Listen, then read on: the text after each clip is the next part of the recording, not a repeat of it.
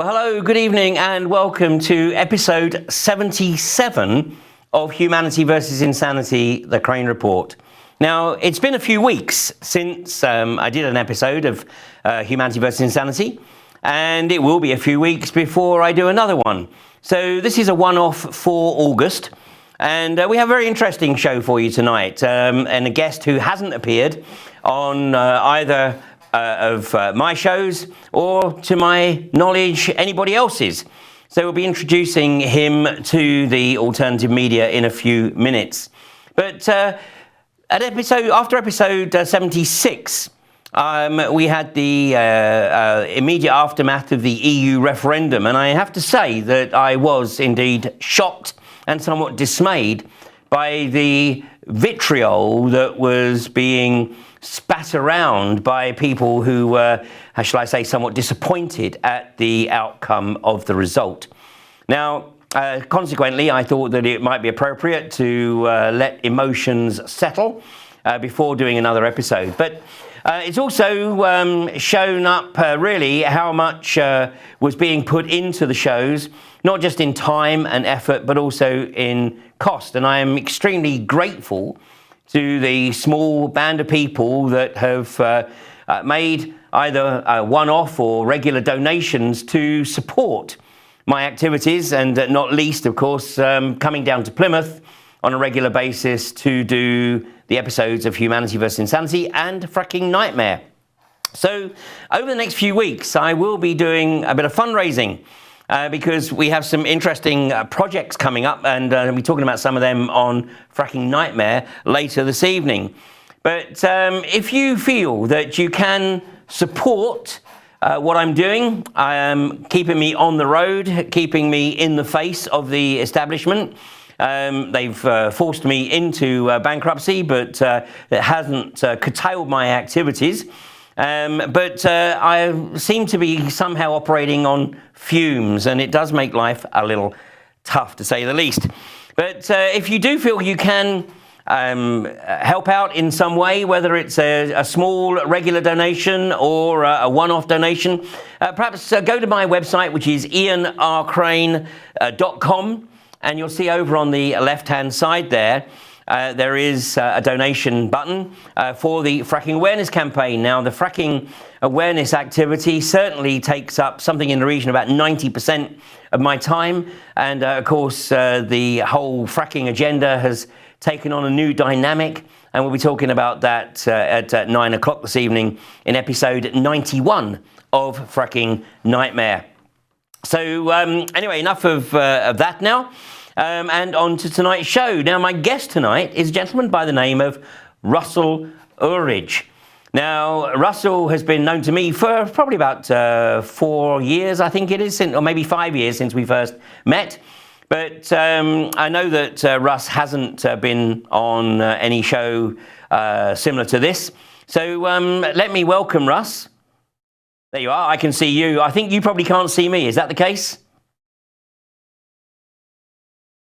Yeah, I'm sure we can work with it. Okay, that could be very confusing. Well, hey, Russ, it's great to see you, and thanks for coming on tonight. Now, because you're a newcomer on Humanity vs. Insanity, perhaps you could introduce yourself, because I know you have certainly a very interesting background. Oh, well, just very quickly, obviously, I sort of woke up, as it were, in 1996. Coming out of the army, I noticed there was a lot of propaganda and an awful lot of rubbish on the news and things. And I just suddenly realised that it wasn't, the world wasn't exactly how it was perceived to be. Hang on a second, you said you were in the army. Yes, that's right. What were you doing in the army? I trained to be a driver, so all the big HGVs and so on, and ended up down at Southampton working on the military port down there. And if the truth be told, I was not the best of soldiers, not taking orders and authority very, very well. But what it did open my eyes to is actually seeing a lot of things that were behind the scenes that were being reported on the news, which actually weren't entirely true. And I was only 17 at that age. And of course, at that age, you believe verbatim everything that the TV tells you. You know, you want to think that we're the good guys and so on and so forth. But I came across quite a controlling environment which tried to drum your humanity and tried to drum your personality out of you. And naturally, as a young man, I rebelled and didn't last for too much longer before I ended up very quickly out in Civvy Street. There, I just found myself to be in a very confused place, you know, with lots going on around me that I didn't really understand. And I met a holistic counsellor who helped me to understand my thought processes and understand how I was feeling, and also helped me to look at the world in a new way. And it was at that point that a friend of mine gave me The Biggest Secret by David Icke, which, you know, blew my head off. Of course, I didn't believe everything in there, such as, you know, shape-shifting lizards and things like that. But it was nonetheless really interesting to see past the veil and see the propaganda that people are being given all the time, and the fact that most things that are presented to you on a daily basis really are not to be believed. You need to really peel away the layers and look underneath it somewhat. Well, I think, I mean, certainly The Biggest Secret, I still believe, is David Icke's opus magnum. And yes, it's 20 years old, as you say, 1996, 20 years old. But, and of course, most people who just repeat the media vitriol attacks on David Icke haven't read anything that he's actually written. And if these people can actually bring themselves to read just one of his books, then I would certainly recommend The Biggest Secret, because you know, whilst I don't necessarily dismiss his later works, but I think that the Biggest Secret is absolutely seminal. And of course, as always, we encourage people to do their own research, but that will certainly provide a lot of the prompts that people need. As in your case, that started your journey. Well, it's a good one-stop shop, really, as you say, to sort of cover so many different things, from education to media to pharmaceuticals and so on. And obviously, that was before the big events of 2001. So in September 2001, I was working in an office, and our window cleaner came in and said, "Oh, have you heard about what's happened in America? And there's been terrible plane crashes and so on." And straight away, you could start seeing through it. And, excuse me, and it was quite amazing to be one of the few people back then who, you'd go down the pub to see your friends, or you go out, and you'd start speaking about what you're seeing and what you're understanding, and the dots that you're connecting. And people are calling you a nutter or a lunatic. Now, as you said, just 20 years down the line, we're not in a minority anymore. People have woken up en masse at such a fantastic rate. You know, anyone that believes the news is now in a minority. People are thinking so freely now, and it's fantastic to see how many people have moved forward so quickly. Well, absolutely. And now today we roll the clock forward, and today you are a very well-respected and accomplished technical designer, which in many respects has been quite synchronistic with your own research. And I want to just flag up one piece of your handiwork, which is very, very significant. And you know, let's give people a clue and see at what point they actually work out what it was that you were working on. And you know, this is one of your masterpieces, and here it is taking shape. And of course, this is 2012, and I wonder if anybody's got it yet. And you were actually working on the design of the Phoenix, which took centre stage at the closing ceremony of the London Olympics. So what's the story behind this, Russ? Well, that's quite a strange one. I initially worked on the rings for the opening ceremony, but at the time I had no idea what I was working on. As you've said, I'm a technical designer, so I design in 3D. I understand a lot about steel, plastic, gas, explosions, blowing things up and things like that. And I was just working on what I thought was a logo. Now, obviously, that was under strict non-disclosure, and you weren't allowed to tell anyone, media, and so on and so forth. And then off the back of that, we were invited to do the Phoenix, and we had 3 weeks to do it in.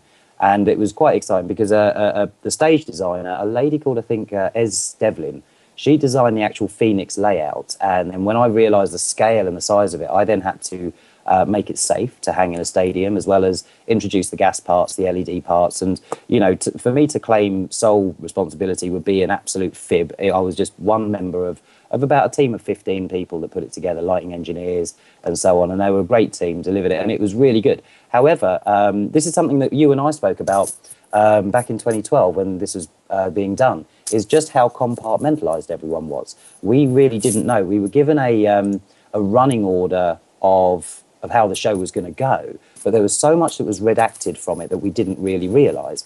And of course, underneath it, on the actual ceremony night, we had Take That dancing and singing, and Darcy Bustle did quite an extraordinary piece where she wore a very similar piece, and all of the dancers did a very esoteric dance underneath it. It was, in some respects, I'm very proud of that bit of work, but in other respects, I sort of look back at it as how sort of sinister it was. But as you said a minute ago, amazingly synchronistic, how I was looking at symbolism in varying things at the time, and then I ended up actually building a piece of it myself, so the universe works in strange ways, I guess. It does indeed. And so you were watching the closing ceremony for the first time, although you'd seen the heavily redacted script. When you actually watched it live in almost exactly 4 years ago now, of course, when you watched it live, that was your first exposure to it. And I mean, what was your take? I mean, it was Ridley Scott, wasn't it? Was it Ridley Scott? Off the top of my head, I can't remember, to be honest with you. I've been involved in so many other things since. But the show, I mean, everyone went to town on the opening ceremony about the symbolism that was shown in that. And not many people looked at the closing ceremony. I really wish some of these symbolism experts would really take that to pieces, because you had all kinds of astrological symbols that were appearing in there, hidden away and so on, plus the dance moves and the way that they interacted.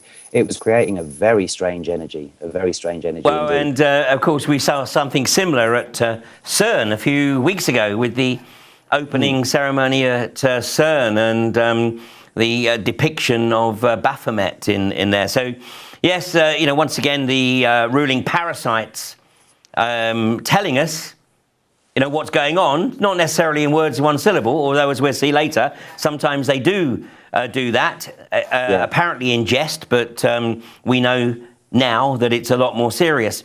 So we're going to talk tonight about alternate realities, because obviously the symbolism that we were looking at, I mean, we bring your phoenix back on screen here a second. I mean, obviously the phoenix symbolizing, the rising of something new. It's effectively the stage after solvere coagular in the alchemical process. Solvere coagular being, the destruction, the total destruction to enable the rebuilding, and of course the phoenix symbolizing the rebirth, the rising from the ashes. And many interpreted this to be the rising of the new world order. And of course, absolutely, yeah. It did seem like everything accelerated after the ceremony, and the symbolism of obviously extinguishing one flame and then having that rise out. We've seen a remarkable acceleration in the elite's agenda, for sure, I believe. Yeah, and by the way, the word elite is replaced on Humanity versus Insanity with the word parasite.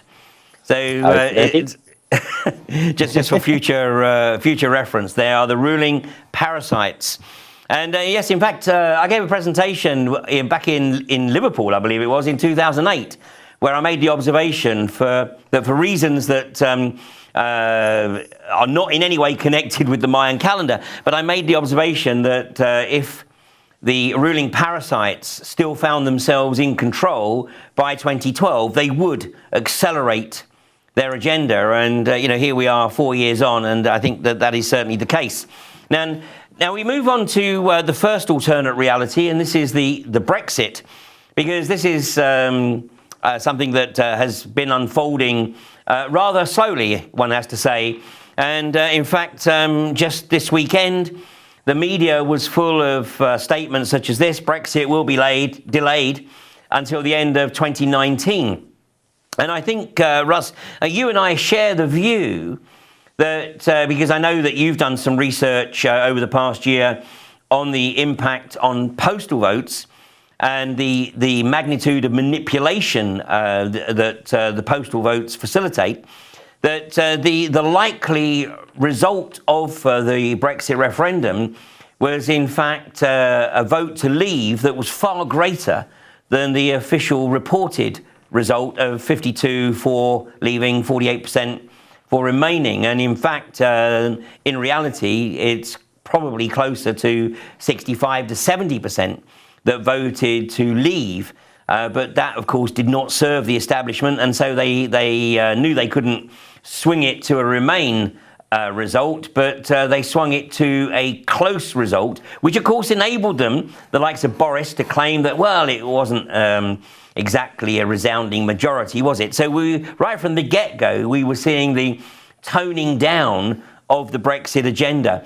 So what's your take here? I mean, do you think that they are going to try and delay it? It's going to be a war of attrition here, and they're just going to kick the can down the road and hope that everyone forgets about it? Well, much like yourself, I went to bed that night expecting to wake up the next day to a sort of landslide Remain because of all the propaganda that had gone out in the post and so on. And interestingly enough, in the general elections, the last general elections, in my constituency of Eastbourne, we had a very, very popular Liberal Democrat MP, and he was surprisingly voted out in favour of the Conservative MP, Caroline Ansell. So I got in touch with the Conservative office to find out about the postal votes. And if you remember, we spoke about this a couple of years ago. And it turned out that over 25%, 1 in 4 people in Eastbourne voted by post, which, as you know, David Cameron was saying that it could be 1 in 7 at the time. And even that was quite hopeful. So we've got a definite manipulation of the vote. I mean, there's obviously a lot more information about this as well, how it was done, which I won't go into now. But I was pretty sure that the vote was going to be manipulated. Well, it was manipulated anyway, what with the propaganda that was sent out prior to the vote. But I did think that they weren't counting on such an enormous turnout, because this really has, it's been fantastic. It's just lit people on fire to get them out and get them voting with their feet.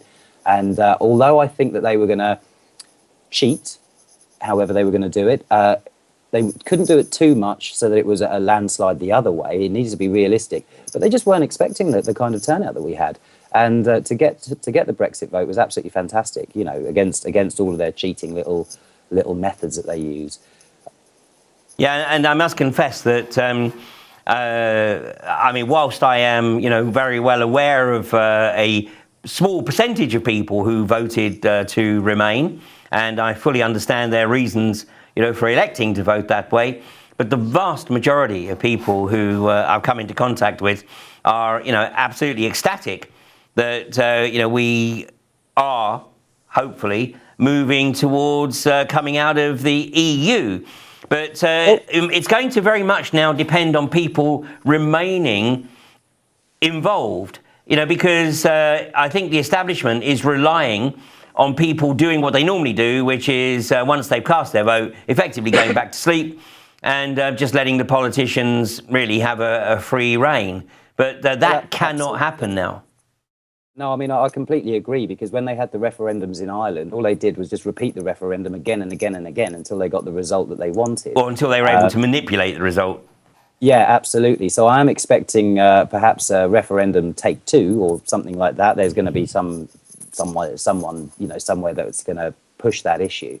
But yeah, the vote, I think, like you say, was more sort of 80-20, 70-30 to exit. However, although we may have got the vote our side, we're still not out yet. So the game isn't up. People may have put their little ticket in the ballot box and thought, I've done my bit, that's it, we're out. But no, you're absolutely right. We've got to continue drawing attention to the issues of Europe and all the various damaging things that Europe is doing for us. And at the end of the day, we are a sovereign nation, should bring that back.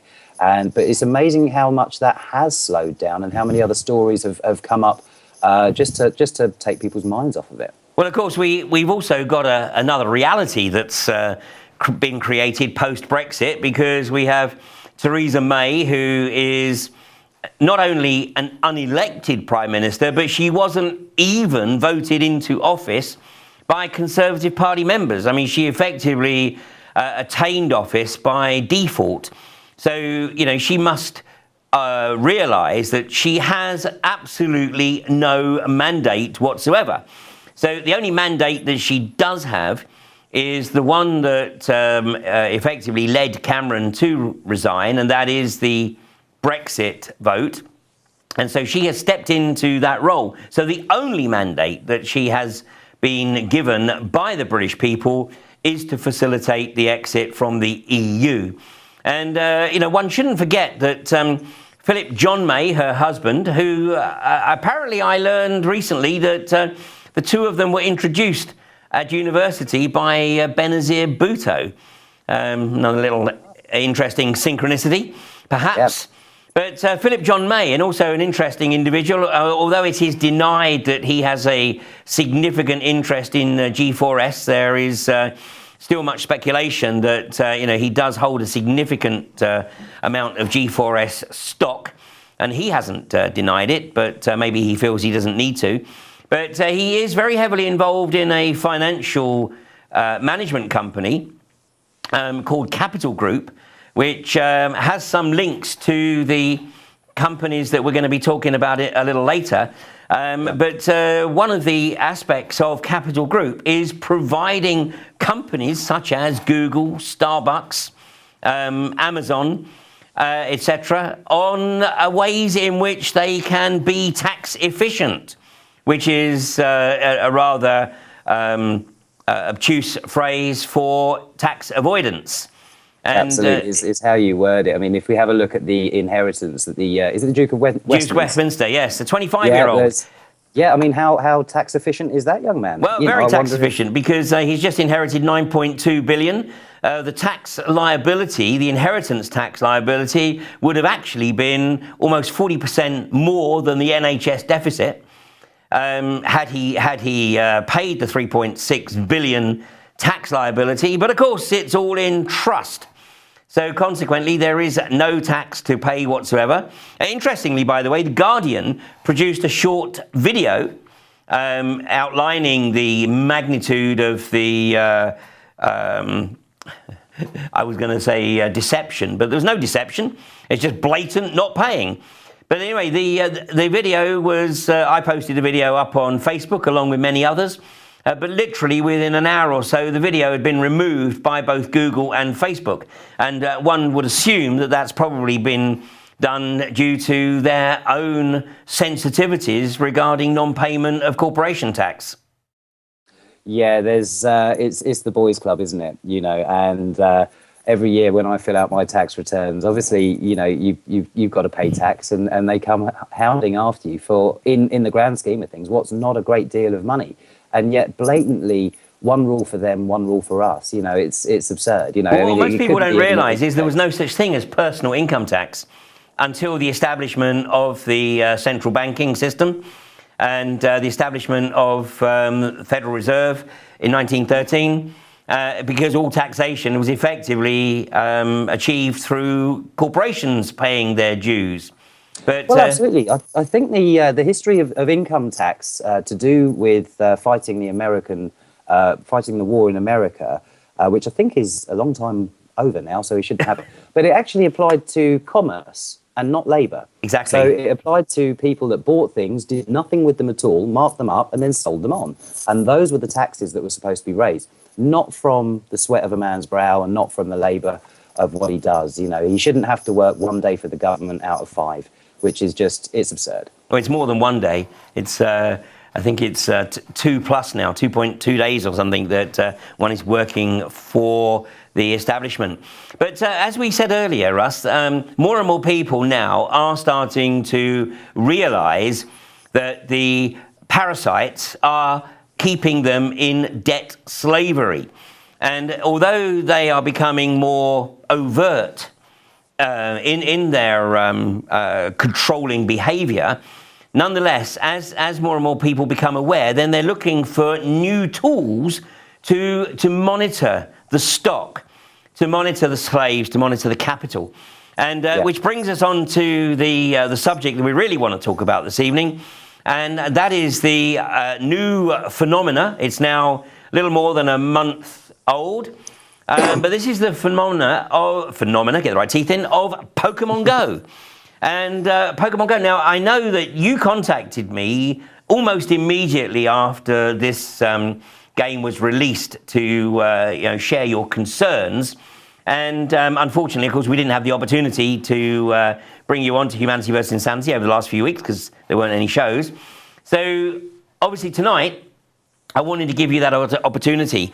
And, one of the first things that you pointed out to me was the app, the Pokemon Go app, and the fact that this app basically wanted total access to pretty much everything on your phone. And I've got on screen here, this is a screenshot of the Pokemon Go app. You'll be pleased to know that this is not from my phone. My phone certainly will not be downloading this abomination anytime soon.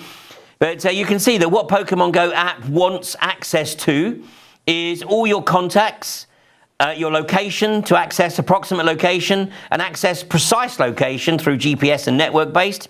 It wants access to your storage. It wants to be able to modify or delete the contents of your USB storage. It wants to read the contents of your USB storage. And then in other aspects, it wants to have full network access, activity recognition, to prevent the phone from sleeping, to basically prevent it from being put on flight mode, to access Google Play billing service, to pair with Bluetooth devices, to receive data from the internet, access Bluetooth settings, view network connections, and control vibration. So in other words, basically, it wants total control over your personal communication device. So, Russ, what's your take on this? Well, the thing is, you can't actually knock them for being honest, because if you read their terms and conditions, which are surprisingly small, read some of them like Facebook or Apple, and they're thousands of pages long. Read, I think it's Niantic is the mother company, and if you go to their terms and conditions, which is quite easy to get to, you'll notice an abbreviation in there, which is PII. Personally identifiable information. Now, most of these people who say, we want to improve our service or quality, always say, oh, we can't use the data to work out who you are. But these guys, you've got to admire their absolute audacity. They are splashing it about all over the place. So there are no victims as far as these guys are concerned. There's just volunteers, because they've made it very clear. Have a look at their terms and conditions. It accesses all of this stuff about personally identifiable information. But more importantly, and what I find really rather sick, is that this game is obviously targeted to children. So it's the children that are using these devices. So many kids. I mean, I've got two 10-year-olds myself. So I downloaded the app because they've got Pokemon cards at school. And I knew that on the day of release, I knew that they would want to get this game. So I wanted to see exactly what it was. Now, the interesting thing, I was at another house doing a bit of decorating, and I had an old phone. So I installed it on that. And again, being an Apple device, it said, oh, it wants to access your microphone, access your camera, access your photos, and you've got to agree to it all to actually get into the blinking thing. And then you need to create a account. And of course, if you're creating an account on behalf of a child, the T's and C's actually call them an approved child. So it's actually your liability that the child is working under, because you've approved them, or authorized child, should I say. You've ticked the box to say, yes, they can have access to my house, and so on and so forth. So I was wandering around this house. It was completely empty, and I was decorating, and I was having a look at this thing, and I noticed that in the front room of this house was a pocket monster waiting to be caught.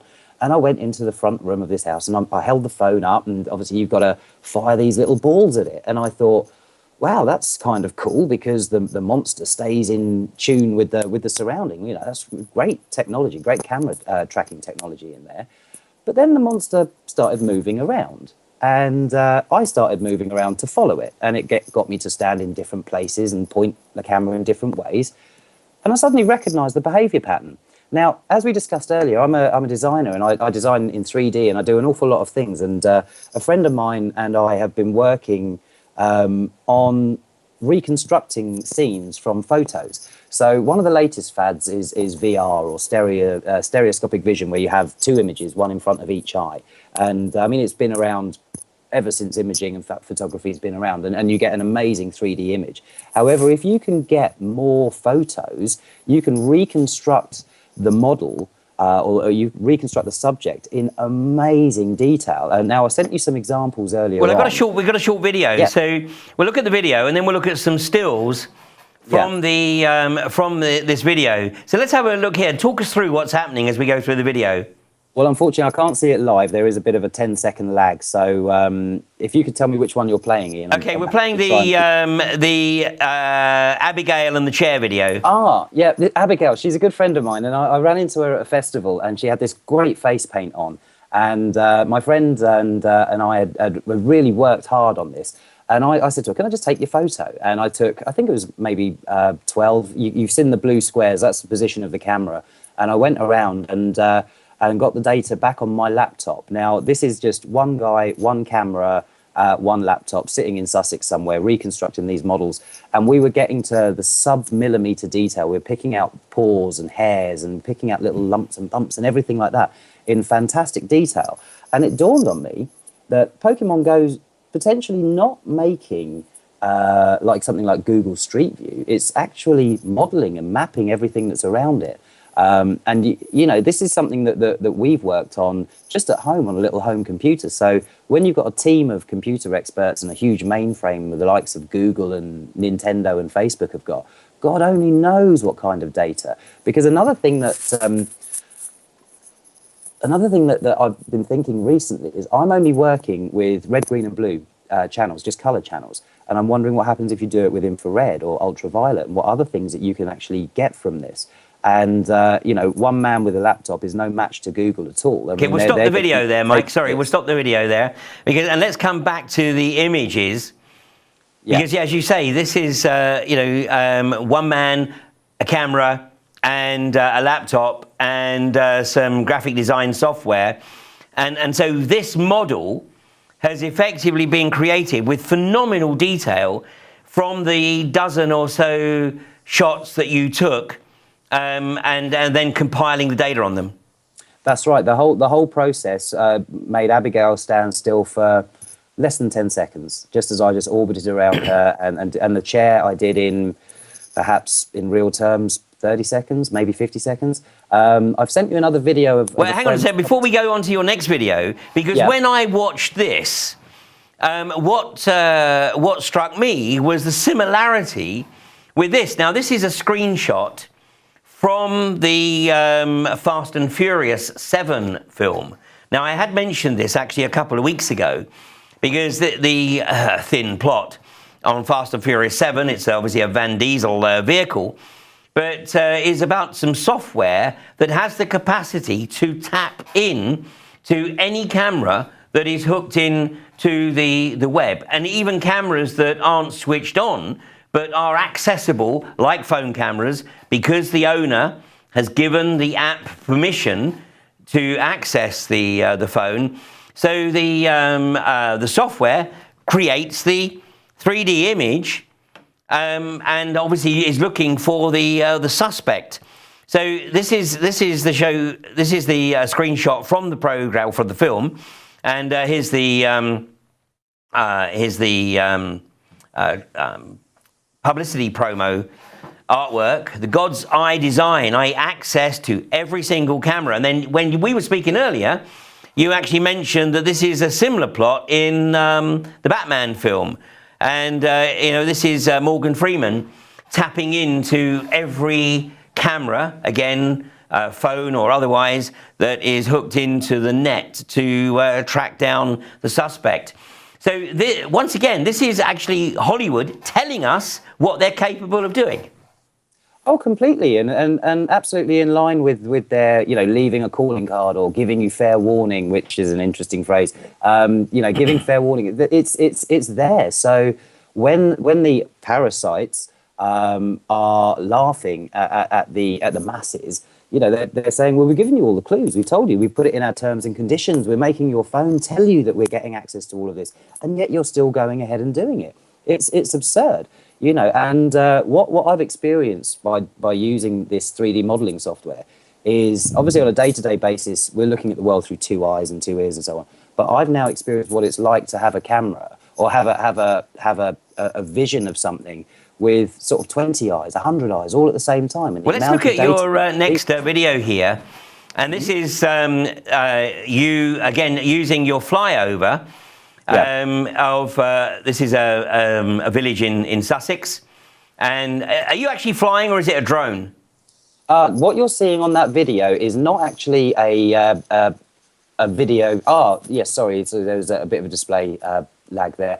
Yeah, that's a little drone, a little UAV, just commercially available with a GoPro camera. So not a particularly great camera, but it is enough. And just from that, it's again, we can reconstruct all of this data. So not only does it work on the micro level, like you saw on Abigail's face, but it works on these vast, huge scales as well. I mean, I flew 500 meters in all sorts of directions. So I got essentially a kilometer circle of a 3D model. But of course, that's only the range of the vehicle. The actual camera appears a lot further than that as well. So the flights themselves are only 10 minutes long each. And out of one flight, I can create absolutely very highly detailed models, depending on how much processing power I want to put into it. So that was what we've just seen is what we're looking at now is effectively the 3D model that you have created as a result of pooling all of the footage, the shots from the GoPro camera. Yeah, that's right. It really is as simple as that. It's just one camera. However, let's think laterally here. If I was in charge of 5 million cameras operated by 5 million people, I wonder what I could make with all of that data. So yeah, I mean, basically, what we've got here is you using a 200-300 pounds camera, a 200-300 pound drone, and the software and your computer, and you are effectively able to model pretty much anything you want.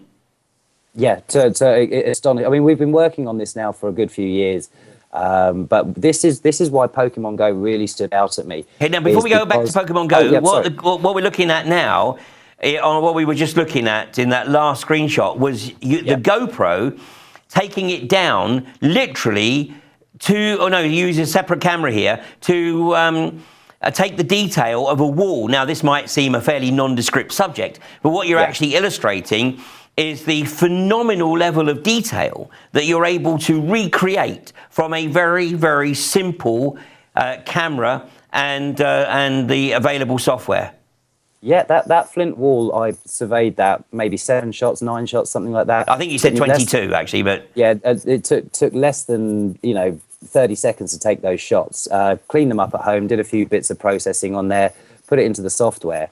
And the detail that I got out, because I let it run overnight to regenerate the model, and it absolutely floored me the next morning, because when I started measuring, we were getting down to the hundredths of a millimeter.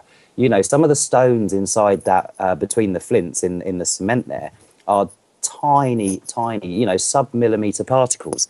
And I could not believe that just from some simple photos, I was able to interpolate and generate so much texture detail, so much model detail as well. And of course, I chose a flint wall because it would be a confusing, nondescript subject, and then obviously it works on human faces as well, which actually brings to Snapchat, because Snapchat, the app that was really popular a couple of years ago, where people would take a selfie and send it off to their mate. For some reason, Snapchat acquired a company which does 3D facial reconstruction, and it was hushed up a little bit. Let me just see if I can do a quick search and find out what that was. But Snapchat face scan, and it was quite amazing that only after, as you've seen, maybe a dozen shots, 2 dozen shots, you can recreate this. Now, you're not just uploading photos to these people; you're uploading so much more, and it is an unbelievable infringement of privacy, because people are using this in their own houses, for example, and you've got that model, and you can analyze that model to such an extreme depth. It's ridiculous. So we go back to this screenshot here that I got from the Corbett report. The headline being CIA Pokemon Go app is doing what the Patriot Act can't. And this is the opening paragraph. It says, to put into perspective just how popular this game is, it topped the App Store's top grossing category within 24 hours of its release. Now, just 1 week out, obviously this is a couple of months ago, it has been downloaded an estimated 7.5 million times in the US alone, and is generating an estimated 1.6 million a day for Nintendo, which is obviously part of the group. But here's the truly mind-boggling part. In the first 2 trading days after the game's release, Nintendo's market value rose by a staggering 7.5 billion. So this information can be used in exactly the same way that you've demonstrated here in terms of 3D modeling. So effectively, people are paying for the privilege of doing the work of the surveillance agencies. Absolutely. How does a company make so much money from a free app? They must be making money somehow. Obviously, Facebook is free, Google is free, Bing and Well, what they were Microsoft. doing was they were actually selling the opportunity for the Pokemon monsters to appear in your business premises. So restaurants and museums, zoos. In fact, I think it was Bristol Zoo that actually was overrun, and they had to close the doors because people had flocked to Bristol Zoo to come Pokemon hunting. So they weren't interested in the animals, but they paid the entrance fee. So, of course, this is a phenomenal bonanza to the businesses that are paying Nintendo to include their locations as hunting grounds. Well, absolutely. I mean, that's just the first bit that they've let you know about, is sort of having a monster. But it just goes to show that they can actually make people flock to places. So if they, the parasites, want to have a look inside a mosque, for example, or inside a church or outside, or they want to have a look at a suspicious property on a particular day, they just make a monster appear there. People go down. And it's not just the revenue from the retailers that's bringing people there. It's the data that's being gathered as well, because Niantic was set up by a man that used to, I think the name of the firm was Keyhole, and that was then acquired by Google Earth. So Niantic, through that the maker of it, has a direct link straight away to Google Earth. And of course, absolutely. Yeah, so it's all the data that's worth the money, as well as the revenues from business owners. Now, Russ, we're coming to the end of the show. As I said to you, 45 minutes does disappear very quickly. Yes, so just a couple of things that we literally have just 2 minutes to cover.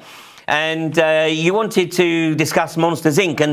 And we have talked about this on previous episodes of Humanity vs. Insanity. And, of course, Monsters, Inc. is very allegorical. And, of course, the villain of the piece, interestingly, is a shape-shifting lizard. Oh, that's not the right screenshot. There we go. Oh, just a coincidence, I'm just sure. a coincidence. That's nothing to worry about. That's obviously a foible in my software here, because I punched in shape-shifting lizard. So Monsters, Inc., a quick summation. That is strange. Again, it's another whistleblowing film. If you subscribe to the David Icke theory of lower fourth dimensional beings controlling us and living off of fear and hatred and guilt and so on, which I can't say I do 100%, but I'm not going to rubbish it just because I've not researched that enough. This is fourth dimensional creatures who transfer between dimensions and scare people to gather screams and so on. And like you said, the shape-shifting lizard is the real bad guy, not the other ones doing the work. And this and many other films, such as The Matrix, could actually be another in-your-face blowing a lid off of what's actually going on. But ironically, the film has a happy ending when they realise that love and happiness and joy is hundreds of times more powerful than fear and guilt and all of that. Well, and finally, talking about fourth dimensional entities encroaching into this version of reality, and also, of course, showing us literally in our face what's going on. And you brought this clip to my attention, and this is Jimmy Savile speaking with David Frost on Through the Keyhole some time ago. And it's a very short clip, but let's just take a look at this, because you can't get much more in your face than this. Hey, marvelous. Welcome. I am an animal, and I will eat you if I have to. My goodness. Yes, you must give them all fair warning. Animals. No. Victims. Victims. Yeah. So let's just take a look at that, the screenshot. That's the T-shirt or the sweatshirt or whatever that he was wearing on the David Frost show. I am an animal and I will eat you if I have to. And when David Frost read that out, he said animals, and Jimmy Savile said no, victims. You must give your victims fair warning. So this was an entity that clearly perceived himself to be way above the law. And of course, sadly, the paedophile parasitic community are operating effectively above the law as the British establishment continues to find ways to get consecutive chairman of the inquiries to resign. So they just keep kicking the can down the road. But in that same vein, I do want to draw your attention to this quite remarkable YouTube. This is from UK Column. It's an interview that Brian Gerrish conducted with PC John Wedger a couple of weeks ago, where John Wedger explains or talks about his time in the Metropolitan Police and his experiences of investigating systemic child abuse and the role of the hierarchy, the parasitic establishment, effectively not only shutting down his investigations, but actually going so far as to ensure that the information that was increasingly coming into the public domain just didn't get any traction. And the same is here. Why isn't this interview, why isn't John Wedger being invited to conduct interviews with the mainstream media? Because it would appear that they're all part of it, and it's something that remains above the law. But Russ, you know, we can all get involved in this, and we must all get involved, because the parasites don't care why we don't get involved as long as we don't get involved, and this is what has to change. Yeah, I mean, Jimmy Savile there was the absolute poster boy, and if I'm being honest, he played by the rules. He gave everyone fair warning, such as, you know, the terms and conditions. I mean, it was in your face. It's sick. It's disgusting. But we all need to obviously just wake people up, make sure that everyone starts concentrating and focusing on what's real and stops, you know, gets their head out of the TV, you know, stops believing the papers and so on. You know, get the real messages about, you know, money creation, pharmaceuticals and the food, GMO foods and everything like that. There's an absolute myriad of topics that you can capture someone's imagination on. There's so much that you can talk about. And of course, again, just like yourself, don't take a word that I say ever, you know, verbatim. Do your own research, look into it. Absolutely. And this coming weekend, there'll be an event at a location that's currently secret. This is Wakefest 2016. And if you want more information, then the website is there, BTBATB, which is the initials of Beat the Bailiffs and the Banks. So you can either type it out longhand or put it in shorthand. You'll get there either way. So it's www.btbatb.co.uk/Wakefest 2016, or just search Wakefest 2016. That's this weekend. It's the bank holiday weekend, and I will be speaking there on the 28th of August. Then in the second week of September, on Thursday, the 8th of September, I shall be hosting a screening of Voices from the Gasfields in Stocksbridge, near in South Yorkshire, in Sheffield. And that's Thursday, the 8th of September, 7 p.m. at the venue on Manchester Road in Stocksbridge. So that's the last episode of Humanity vs. Insanity for a month.